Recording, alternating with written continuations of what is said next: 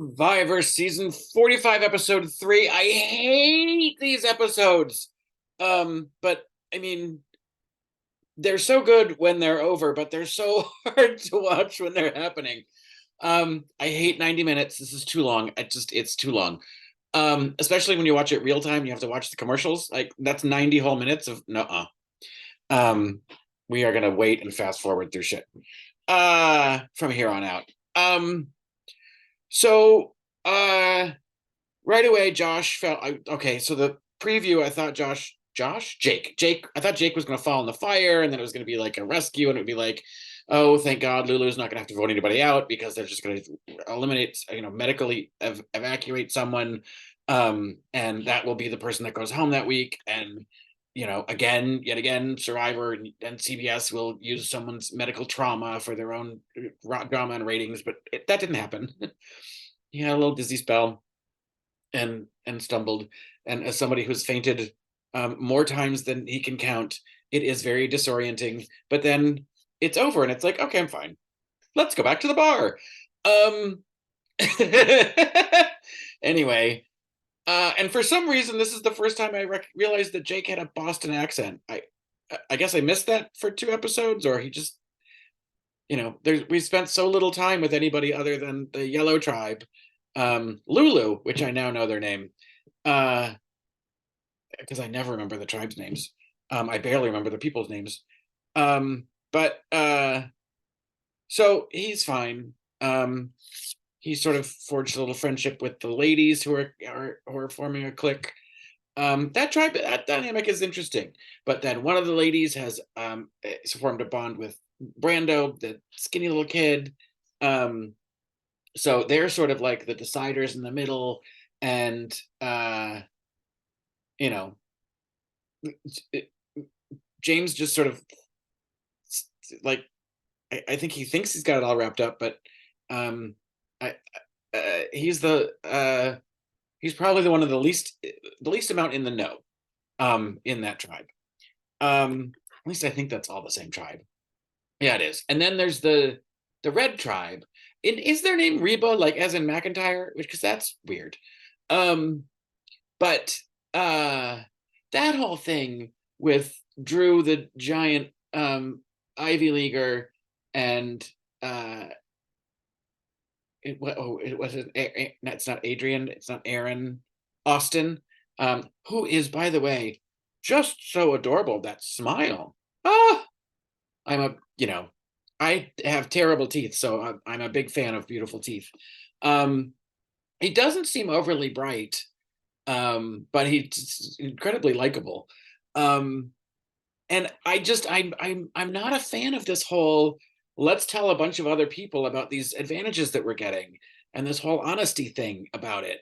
Um, I get the way that the game is constructed and the way it's produced. It's kind of difficult to get to the advantages. Everybody knows when you're out looking for an idol, there's all these things that you have to do that are dangerous that have to happen around camp, and so like they kind of have to disclose some of that information. And it was kind of genius to have 4 of them know, like, okay, 3 of us can go look, and one person goes and babysits the other 2, and keeps them off the scent of it. And then it's not the same people always away from camp. You just sort of rotate things out. And then when those 2 women, Mama Julie, they call her Mama Julie, and Dee, found the rope and the hammer, it was like, and then Julie's immediate reactions, we got to get this to Austin immediately. Well, do you? I don't know. I guess, they're all building trust and whatever, but which I suppose helps them down the line. But post merge, everything kind of goes out the window. So I don't know. It's difficult to say what's the best strategy, specifically not knowing what's actually happening on the beach, because we only see little bits of it. They're there 24 hours a day. There's a lot more that happens, and I'm sure a lot more conversations about pooping than we ever see. But so that whole dynamic I find interesting. I was surprised to see Caleb, just straight up, I want to go visit the other beaches. because it's like that puts a target on your back immediately, because now you're going to be the one with the information and the one that has made connections to the other teams right before the merge. Because we all know, like, it's pre-planned when the merge is going to happen, and they're not going to let a team with 3 people compete against teams with 6 people. Um, they might for a reward, but of course it's going to switch up. And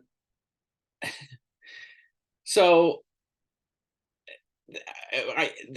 when Caleb gave Drew, I thought it was interesting.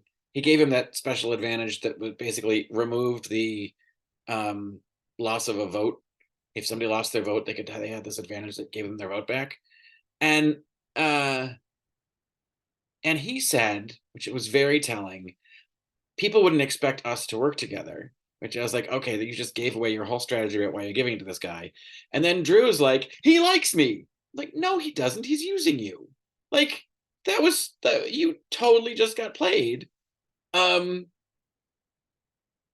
not in the sense that he gave it to you, you got played. The fact that you think he liked you, and that, like, no, nobody, he's trying to buy you. Like, it's.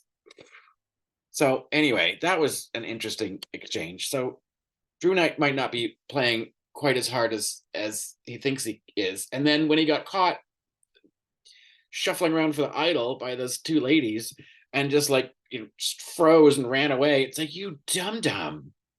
They gave you an out looking for coconuts. Like, yeah, sure, I'm looking for coconuts on the ground. Like, you got to learn how to lie, buddy. And then I don't know how it happened. Like, Austin said he was exhausted, but they didn't show a lot of him looking for the idol. It was everybody else looking for him, that they basically found the idol for him and gave it to him. It's like, okay. And that idol twist was fun. You can give up your vote and have the idol extended, but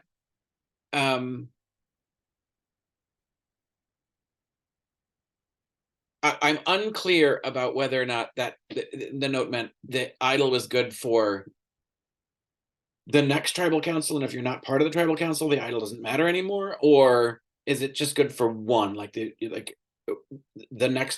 first one you get to, it's available, which that's what it might mean. Probably more likely what it means.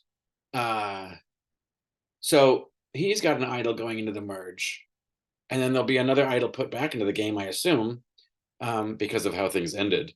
And again, it's like, this isn't a recap. You've all watched the show, so it's not like spoiler alert.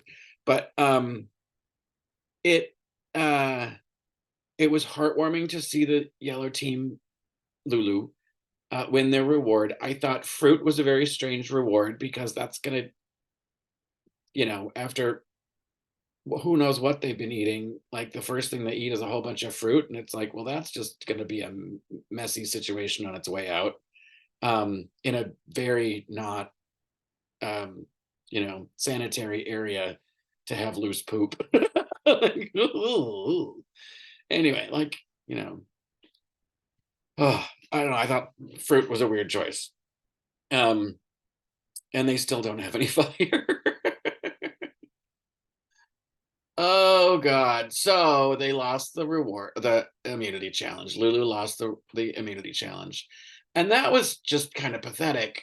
They showed a lot of Emily standing on that thing, like, looking concerned, but she wasn't really helping them put the puzzle together. And although it's a similar type of puzzle, it was a different puzzle than they've ever had before, I think. Jeff called out last week very specifically that the puzzle they had to put together was a brand new puzzle, because I think the season before, that guy who had spent all that time, who had made 3D puzzles from his 3D printer, and was practicing putting them together, so he knew them like that. I think Survivor learned that they gotta change their shit up once in a while.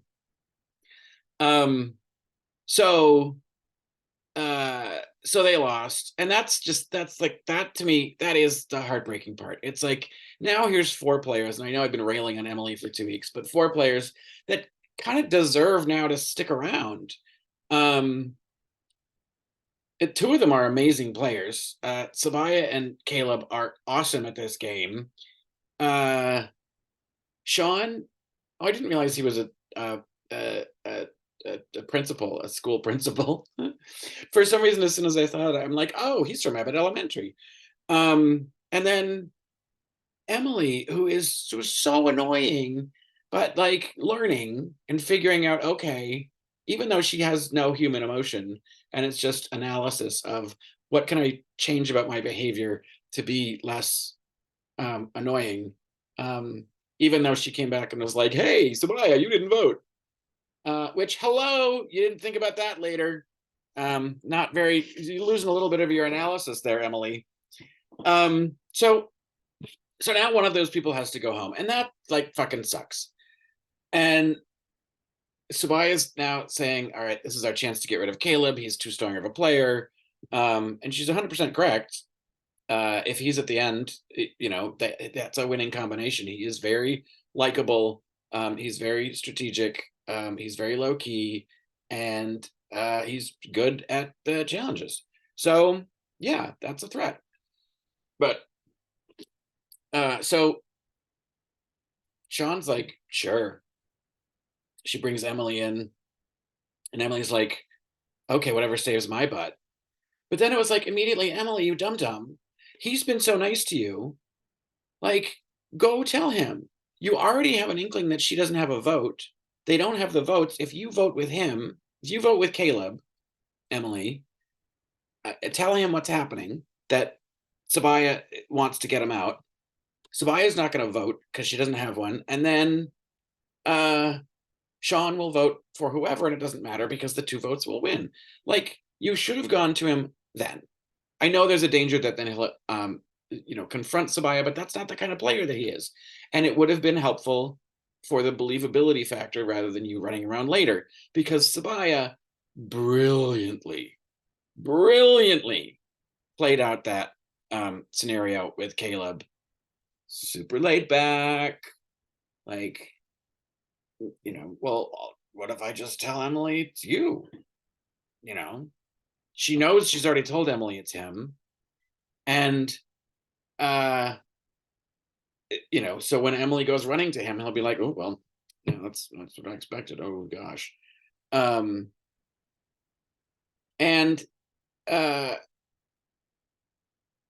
then offering herself up, which was just like, oh yeah, tell her it's me, was like, it was actually a genius play on her part. Didn't work out so well, though. When Emily finally did go to Caleb, and again, we only see the edit that they want us to see. It was like, you got to give him more information than that. She showed you the idols. Like, you gotta get there. And then Sabaya, her plan is to go and put the idol in the fire. I told you to do that last week. Like, that's what I said. Just put it in the fire. Everybody knew you had the idol. You might as well just do it. Then you would have had all of this information earlier. So by the time she goes to vote, she finds out she's got the same kind of idol the other guy's got. That, if you give up your vote, it lasts longer. And she's thinking, I got an idol into the merge, and I don't need to vote because I got 2 votes on Caleb, and and wherever, and then 1 vote on Emily. She got it entirely wrong, which was remarkable, because she was so smart and such a great player. I hate to see people like that go home early and like not even make the merge, because they deserve to stick around longer. They just got stuck on a shitty team that had 2 dead weights from the get-go, and they weren't going to be able to win. So then, by the time it was do or die, they're so fucking depleted. They have no fire. They have no way to make food. Winning that reward challenge was, a bit of a boost, but at the same time, how much is that fucking, sugar water fruit going to get you through? Jesus. So that was sad to see Sabaya go. But at least we get to see Caleb live another day. The merge is going to be interesting. I think more people are going to get on the what the fuck is up with Bruce train. And we'll see how the rest of the Yellow Tribe does when they're assimilated with the other groups. Sean needs to start speaking up. Again, we get a weird edit, right? They show us what they want us to see at the beginning. Caleb's had so much screen time, and and clearly a player in the game. There's no fucking way he'll be able to win or that he's going to win because we've already seen too much of him. We're already, there's too much of a process of rooting for him to win. So post merge is where it gets more interesting, and the merge episode is one thing, but then the episode after that, when we start to see the edits, and when we start to get the end hero edit. Although the last couple of years they haven't really been sticking to their hero edit plan as tightly as they did before. They keep switching this shit up, and it's more difficult to predict. But anyway, I'm so far on Team Caleb, and I don't know. Maybe eventually I'll get on Team Emily. She's kind of, there's no heart, there's no social awareness really, but there's at least an ability for her to switch her analysis into, how do I fix this? How do I save myself? How do I make this better? So that's a vast difference from the first episode when it was just like, I'm going to complain about things and offer no assistance. At least now she is trying to work on problem solving, at least for herself. So that's a step in the right direction. I'm interested to get to the end of this and to hear her reaction of how she felt about the first couple of episodes, and what she felt about how she was portrayed in those episodes, and how her behavior went. But we still got a long way to go to get there, and a lot more people to vote out. But until next week.